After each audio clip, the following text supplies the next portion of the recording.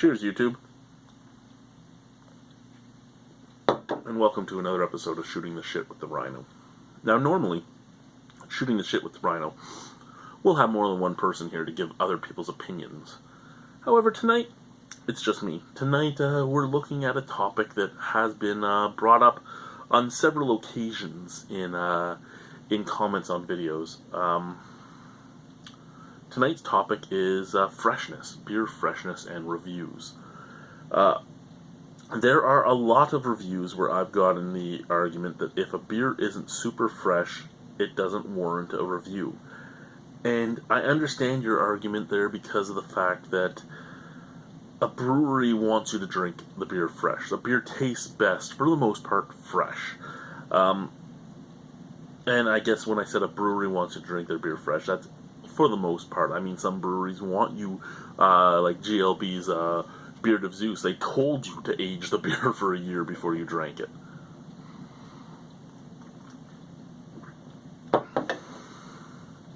So most breweries want you to buy the beer fresh. Most breweries, for the most part, want you to drink the beer fresh. However, my counter-argument to the idea that if a beer is old, it shouldn't be reviewed, is if it's not old because of the consumer's hands, it should still be reviewed. Meaning, if I bought it fresh, if I say went to Half Hours on Earth and bought a Half Hours on Earth beer in January, and then I sat on it till October and I opened it and it wasn't very good, that's my fault. That shouldn't be held against them. I shouldn't be reviewing it. However, if a beer like, say, Stone's Go-To IPA just shows up on my LCBO shelves 3 days ago, and I buy it 2 days ago, and then I find out when I look at the canned on date, and I'll see if you guys can get this. I don't know if you can. I'm actually under a light where I can't even tell if you can. But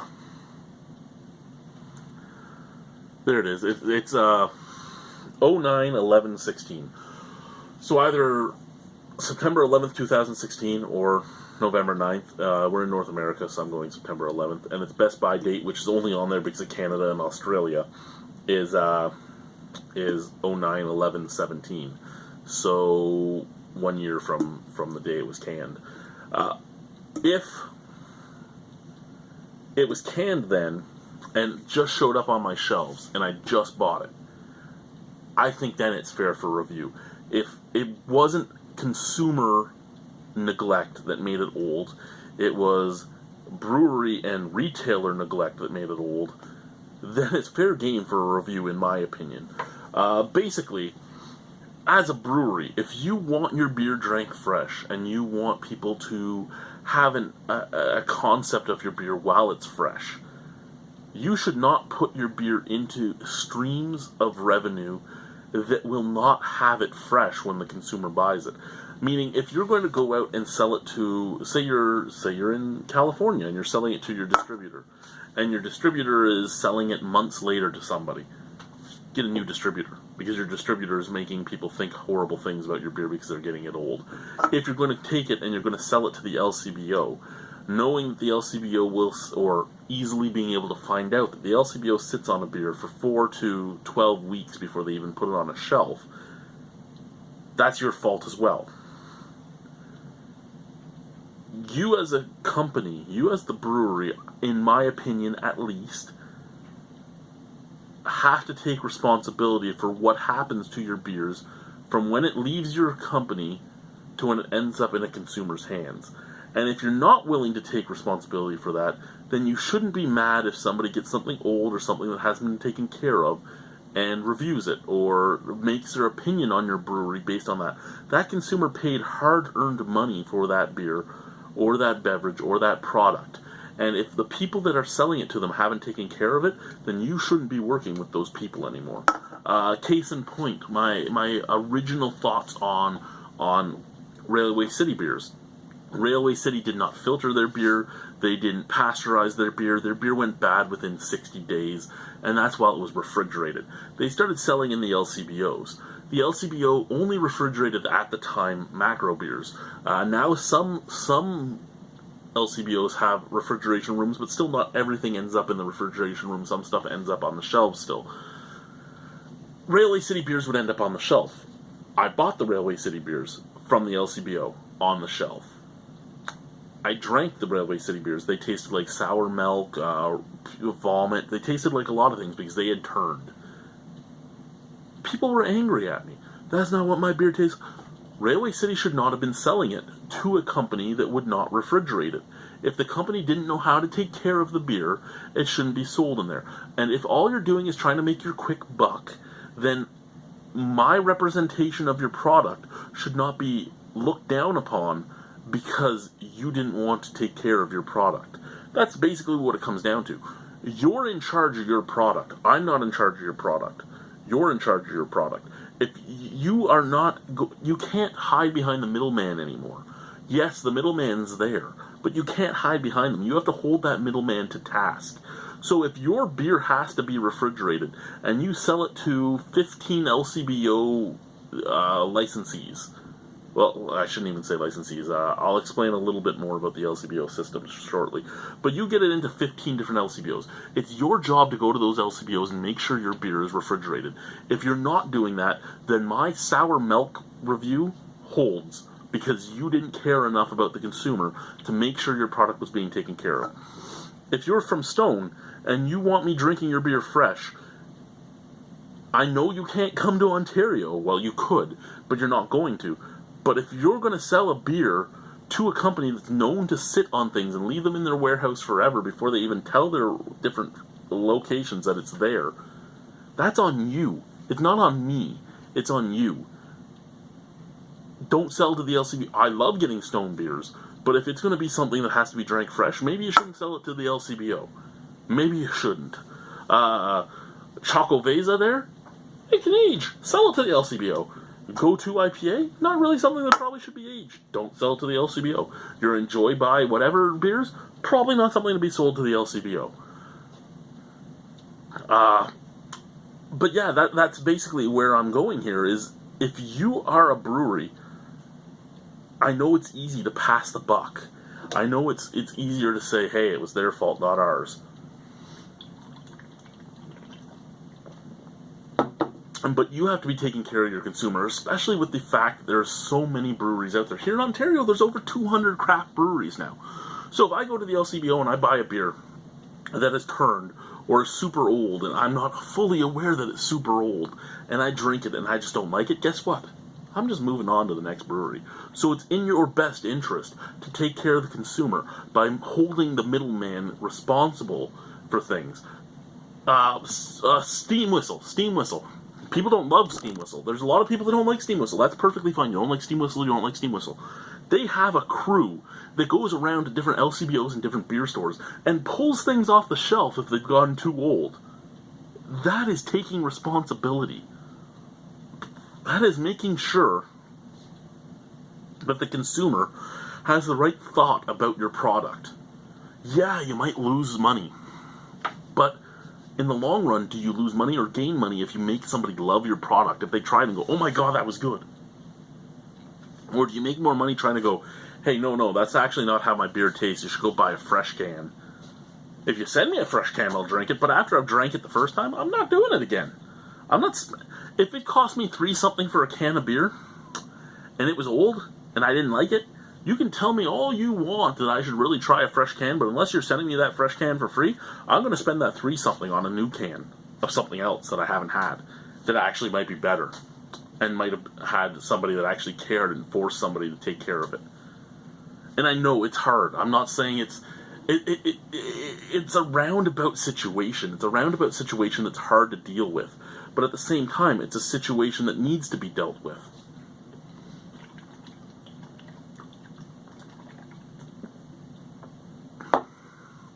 Basically, the consumer is the consumer. If he's paid for it and he drinks it within a reasonable time, let's say a 1 month period. If you buy a beer and you drink it within a 1 month period, you're not held. I don't think you should be held accountable for the age of the beer anymore, because you drank it in a reasonable amount of time. If you're a consumer and you wait a year before you drink it, like our good buddy Nick, sorry Nick, I'm throwing you under the bus, has done in the past, well, that's on you. You did it to the beer. It wasn't the beer's fault. And I bring this up because I had sent him a bottle of maple porter from Nickelbrook, and he sat on it for months before he got to it, and then it was vinegar. And he posted a review of it online. He posted the review of the vinegar on YouTube, and John yelled at me about it. I said, John, I sent it to him 3 days after I bought it from you. It's not on me anymore after I sent it to him. If I had waited 6 months to send it to him, and he reviewed it within days of him getting it, that's on me. But I sent it to him within days of buying it from you, so it got to him within a week. It was 10 days older than it was at the brewery, and at the brewery it was just bottled 3 days ago. So it was 14 days old when it got to him. And then he waited like 6 months to drink it. That's no longer on me. That's on Nick. If I bought it from John, and it was 6 months old at the time, and I sent it to Nick, and then Nick drank it, that's on John. If I bought it from John, and then I sat on it 6 months before I sent it to Nick, and Nick drank it right away, that's on me. It all comes down to, if you drink it within a reasonable time of buying it from the retailer, who the onus is on for it being in the shape it's in. I actually have one IPA over there that I probably shouldn't review. And I probably still will. And I'll admit when I review it that this is how old it is, and it might not be as good as it should be. And that's a beer that Greg picked up for me. It's the one and only IPA that Greg picked up for me I haven't gone to. IPAs are the ones I get to as fast as I can, usually.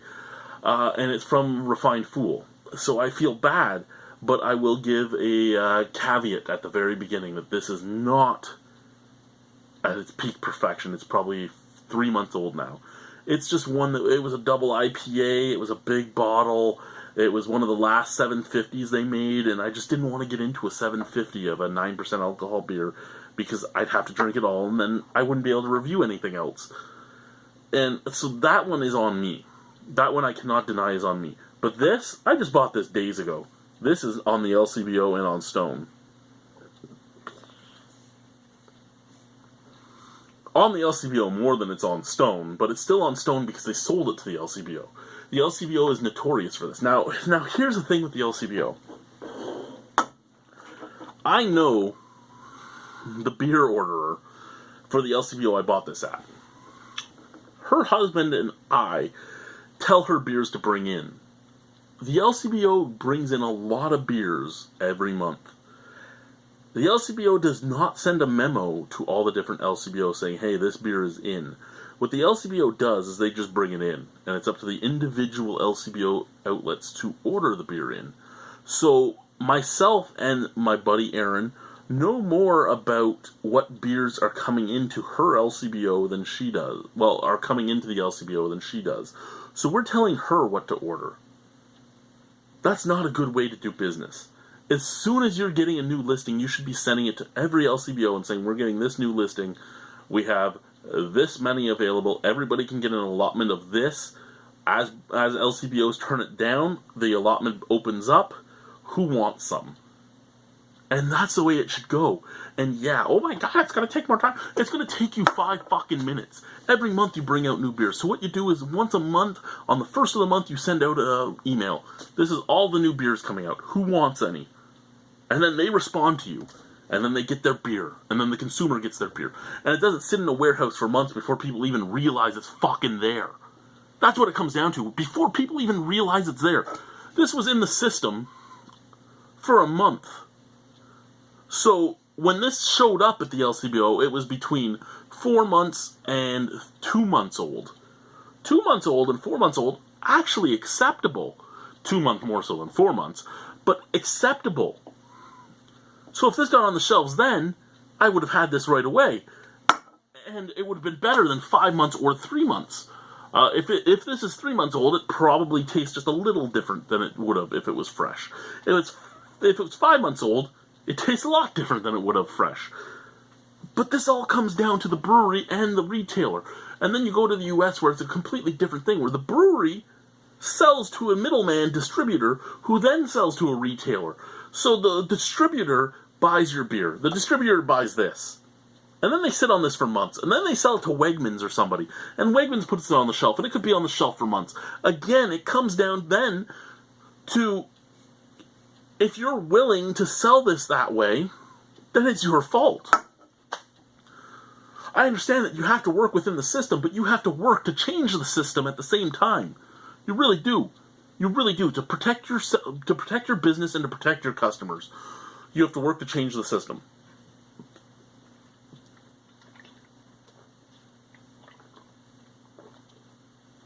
That's all I have to say.